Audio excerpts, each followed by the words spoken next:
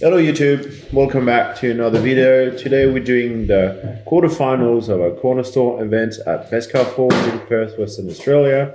And I'm joined by Julian today. Hello Julian. Hello, how you doing? Very good, very good. Alright, let's get right into it. So both players already got a site down. We've got Louis up top with Withering Heights and then Jeremy back down with the Watchtower. Both got skeletons going already.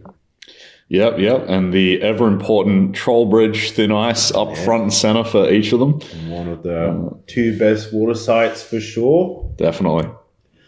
Building skeletons back there, setting up for a play, definitely either a shapeshift or maybe, what's it called, Wendigo. We'll see what they decide to do with that.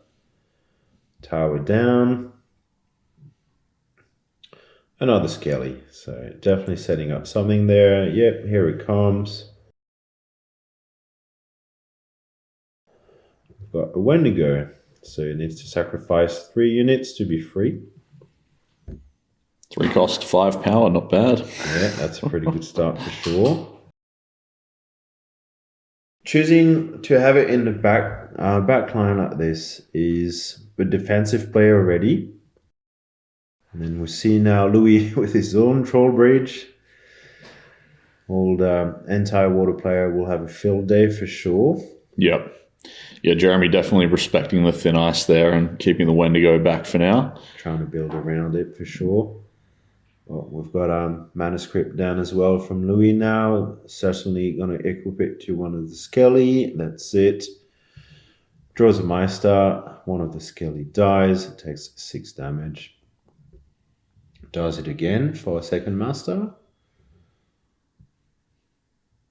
Double Master Store Worms. Double Master Store Worm. He's now left with 1 skeleton. Got the manuscript equipped as well. Now on Jeremy's turn, drawing a spell. Playing a River Rapid next to the Troll Bridge. So River Rapid works by itself as well. But it also connects to any sorts of river of flame even, as well, even though it's not a water site. All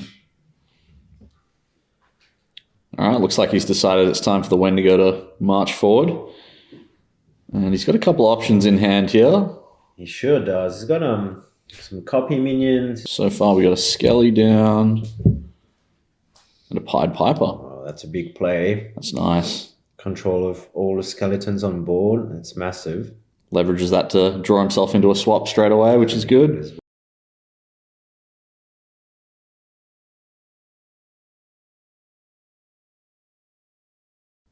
Louis drawing a spell.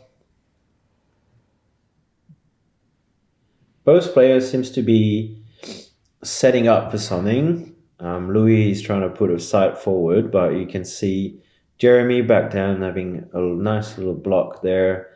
Defensive spells with the Troll Bridge, and then some forced movement with the River Rapids. Jeremy is now on the play. So got pulled by a Riptide, gets to draw a card as well. Now Jeremy's on the play. Draws a spell. Now what do you think good targets would be for the 2 self-same simulacrums he has in hand? Wendigo, maybe? Wendigo, nice. Yeah. Definitely the Master Store Worm. I imagine he'll want to copy that. Juicy target. Bit of a harder target, though, just because when it comes down, he's going to be 1 turn behind. And if it's got to be nearby, the Master can often tap and use its ability to breathe on it. But we'll wait and see. I'm sure something of value will come up. Maybe a Lord of Lies. That's definitely a juicy target.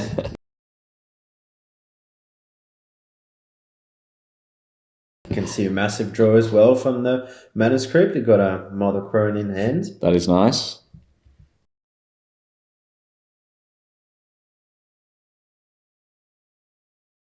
This is on Louis' turn. Choose to draw a side. Putting down the Gilman House, so the water site with 4 water threshold that gets to transform minions, and an Atlantean Fate. So that manuscript will be submerged under the water tower, which is not really a water tower anymore, more a water site. Yep, looks like Lewis said enough is enough with that Pied Piper. He wants his skeletons back, so... Piper in a Necro match is definitely a big advantage for whoever plays it, because you get to control the innate ability of the Necromancer. This is a very good solution to get rid of it. Also turning off Troll Bridge and the River Rapids. Pretty big. Yeah. Pretty big. And then we've got an Order coming down with a Ward token on top. Yep, just make sure he's got enough to pop a Skelly out there before he passes, and there we go.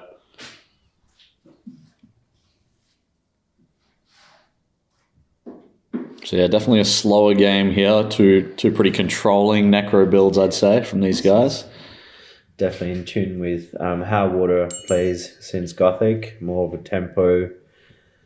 tempo mid-rangey deck building for sure, with all the Ward and push-pull sides. Louis is on the play now. Decides to put River Rapid on his back line. Move his skeleton forward. Call of the Sea there, clearing the Order of the Sacred Oak, getting around that ward. It's a big spell to use there. Very good. It's a costly spell, but it's probably worth it to get rid of a water minion rather than double spelling to get rid of a target. Always better to have several targets when you use Call of the Sea, but now we see Jeremy on the play.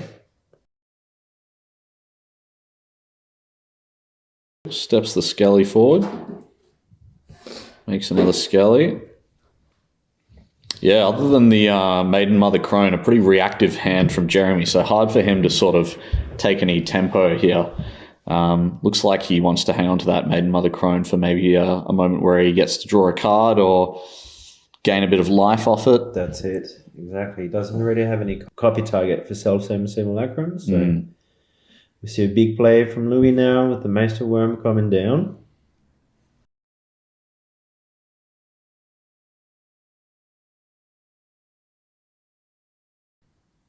Jeremy's putting down his Thin Ice on the very far left of the realm. And pulls the Maester in the Abyss. Great play. Perfect. Great way to get rid of such a powerful minion. Yeah, definitely didn't want to get slammed for 6 there. So Nope. That one hurts for sure. And the Skellies march forward. Louis on the play. Drawing a sight. Now, at this point, what side can work for him? I think at this point, I think you'd like to see some sort of maneuverability site, like another Wuthering Heights or River Rapids, maybe just something that's going to let him push forward past these Troll Bridges, these Thin Ices, where you don't really want to leave a unit sitting on them. Correct. He's got a wall to jump off now. Louis decides to turn one of his skeleton into Horrible Hybrid through the Gilman house. You can see an Order coming down on this side as well, warded. Yep. Plays it to the back row because he's got the option there of River Rapidsing it forward anyway, so it's a bit safer back there. And then the Stag, so double warded minion. Really strong turn. And now we see another big play from Jeremy. Atlantean Fate gets rid of both warded minion and then turns off most of his sites as well. Withering Height, the Thin Ice, and the Floodplain. River Rapids too, so all that backline mobility is taken out. Gone. Yeah, all gone. Big turn, definitely from Jeremy. Okay, another Master Worm. Big. Yep, big old Master Worm. Yep, definitely threatening. Let's see how Jeremy answers that. Jeremy has the opportunity to copy the Worm. Would that be a good play, even though he sits right in front of it? I think probably not, given that the Master would then just tap and then breathe its lethal fire on it. So it would just basically lose a minion. Yeah. Babbling Brook on the far left. Koinixie, interesting. Swaps the Koinixie with the Mester. Trying to have a minion going forward, possibly. Gets struck by Trollbridge, though. Opts to let that resolve. Then the Meister will be submerged at the end of the turn. Skeleton's moving forward. Looks like maybe Jeremy didn't realise that the Mester Worm has... Yeah, there was other targets for the swap, possibly. Possibly a Skeleton. So Meister went under. Now Louis on the play. Draws a spell. So his Meister is still disabled at this point. No, that was the turn before. That was the turn before, yep. Looks like Jeremy's checking that range of that Fire Breath there on the Mester Store. Just making sure it's not in the fire line. That's it. Okay, Louis playing the Gothic Tower. Get the +2 mana away from the Atlantean Fate. Gets a Scaly down. Turns it into an Horrible Hybrid again. It's now 6 power on the Gilman house. There's definitely something happening there. And there it is, Ruler of Thor. Oh, big swing here. Big. So you could potentially swing in for 4, 8, 11. And he does. Swings in for 11. Big. Big swing out of nowhere. That's it. A lot of back and forth this game. 20 plays 15, and all of a sudden we've got an 11 damage swing out of nowhere. After that play. Huge. Skeletons unable to move. That's it. To defend. Has no other choice than to take the 11 damage. And he plays a Whirling Blade on top of this to add another 4 damage. Huge. 15 points of damage in one swing. And this Mester might come back to bite Jeremy here.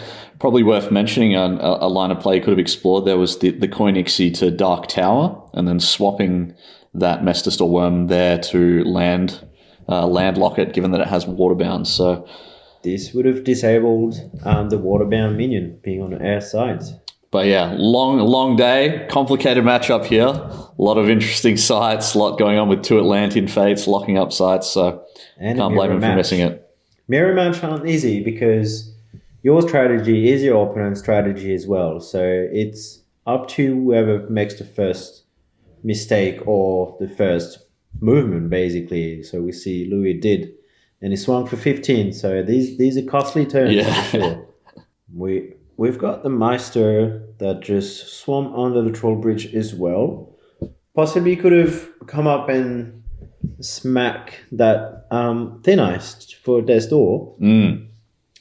Maybe setting up for a bit more of make sure I can get to door and then get the kill, getting the minion a bit closer from the avatar, because you can always pop Skeleton, have some bodies to defend, get away somehow. So Jeremy very much on defense here, hoping to find some sort of answer.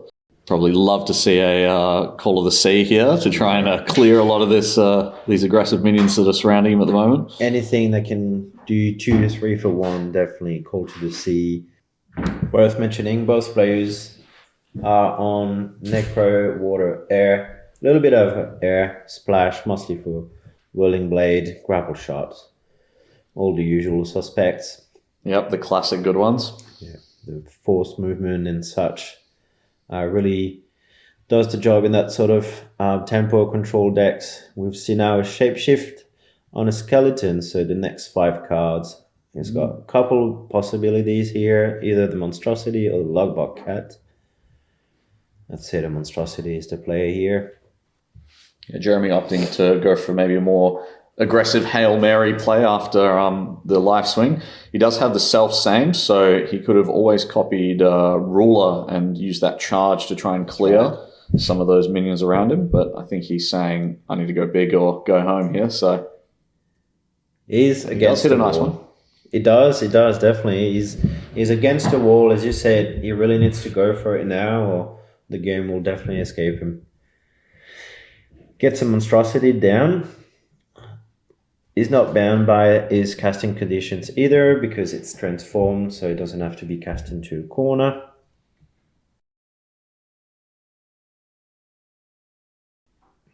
Choosing to backtrack a bit and try to protect itself from lethal swing. So Louis at this point is pretty much set up. He's got a worm under the troll bridge. He's got the ruler and the hybrid getting +1. So he's got a good opportunity to get Jeremy to duel now. And there it is. And there you have it. The Master Worm swinging for 6. Decides to preemptively get rid of the skeleton as well. Riptide the Monstrosity, which will go under at the end of the turn. Not quite with Atlantean Fate silencing all those sites, but... That's correct. All of these sites have been turned off by the Atlantean Fate. None of those are ordinary. It's funny seeing them just both out Atlantean Fates on either side, locking up everything. So the Monstrosity should have stayed on board.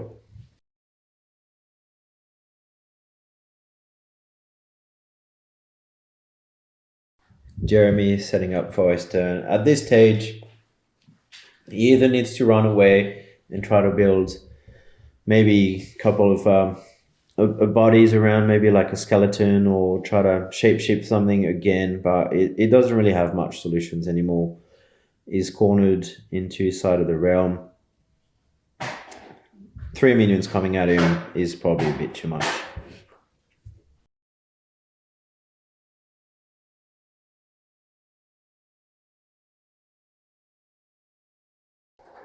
Access to 7 mana this turn, possibly 8 if he plays a land. He's got a few options in hand here, so let's see if we can find a way to clean up a bit of this board. Maybe try to copy that ruler, escape somehow, or have something to get in between all those threats. The worm, the horrible hybrid is sitting on the same tile as well, so this is an immediate threat that he needs to either get rid of or get away from. Yeah, True Master just kills from there. Yeah. Because it hits here, right? Yeah. The ruler can... Yeah, I mean, the ruler can do much if he gets away, but the hybrid is on the same tile, so it's over. Jeremy's pondering if he has a way out of this game. You know, when you play it. He's casting some voodoo on Lewis. Going out in his own terms. So he's stepping out of the breath of the Mester, so he must have a way to answer this... Dormant and Ruler. You can't call to the sea because he's sitting on a air side. You might copy Dormant here. Oh, here we go. Call. So he's going to pull. So he's pulling one of the minion out. Still got the Monstrosity. Skelly on defense. Gets in 1 point of damage. Now let's see. The grapple shot. Close. Grapple shot, classic. Yep. Well done, boss player. Really fought hard on that one. Yeah, big swing from Lewis, obviously, with that Ruler of Thule turn. Turned the game on its head, pretty much. Definitely got into the game, for sure. Yeah, great game. All right. Thanks, mate. I will see you next time. Cheers. Cheers.